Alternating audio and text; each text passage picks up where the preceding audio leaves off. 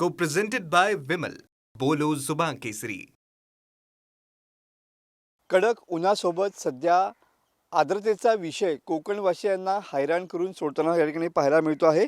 कोकणात उन्हाची तीव्रता दिवसेंदिवस वाढतेच आहे. काल देखील किनारपट्टी भागात या ठिकाणी तापमानाचा पारा हा 40 अंशावरती गेलेला होता. तर सध्या कोकण किनारपट्टी भागात हवेतील आर्द्रता सर्वाधिक असलेली पाहायला मिळते आहे. 75% हवेतील आर्द्रता आजही रत्नागिरी जिल्ह्यात या ठिकाणी कायम असलेली पाहायला मिळते. आर्द्रता याचाच अर्थ हवेतील कोरडेपणा. हवेतील कोरडेपणा वाढल्यानं या ठिकाणी घामाच्या धारा या ठिकाणी वाहताना पाहायला मिळत आहेत. आर्द्रतेमुळे उन्हाचा त्रास हा अधिक होतोय. किनारपट्टी भागात उष्णतेच्या लाटेचा इशारा देखील हवामान खात्यानं दिलेला पाहायला मिळतो आहे. रायगडमधील हवेतील आर्द्रतेचा विचार केला तर ती काल 61% एवढी होती. तर हेच रत्नागिरी जिल्ह्यात हेच आर्द्रतेचं प्रमाण जे आहे ते 75% पर्यंत गेलेलं होतं. तर 70%च्या आसपास आर्द्रता ही सिंधुदुर्ग जिल्ह्यातल्या किनारपट्टी भागात पाहायला मिळाली. आज सकाळपासून अनेक ठिकाणी या ठिकाणी ढगाळ हवामान पाहायला मिळतंय.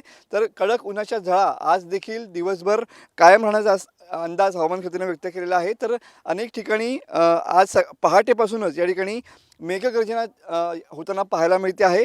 मेघगर्जनेसह आज दुपारनंतर पावसाची शक्यता हवामान खात्याने व्यक्त केलेली आहे. तर किनारपट्टी भागात सध्या कडकडाटांसह काळ्या ढगांची दाटीवाटी देखील अनेक ठिकाणी या ठिकाणी पाहायला मिळते आहे. मात्र एकंदरीत जर विचार केला तर सध्या तापमानाचा पारा हा वाढलेला पाहायला मिळतोय आणि त्याच्याबरोबरच हवेतील आर्द्रता ही देखील कोकणवासियांसाठी एक डोकेदुखी या ठिकाणी ठरताना पाहायला मिळते आहे. एकीकडे उन्हाचा चटका आणि त्यासोबतच हवेतील आर्द्रता वाढण्याची शक्यता देखील हवामान खात्यानं व्यक्त केलेली पाहायला मिळते. कॅमेरामन समित गजनेसह मी मनोज लेरे, TV9 Marathi, Ratnagiri. Co-presented by Vimal. बोलो जुबान केसरी.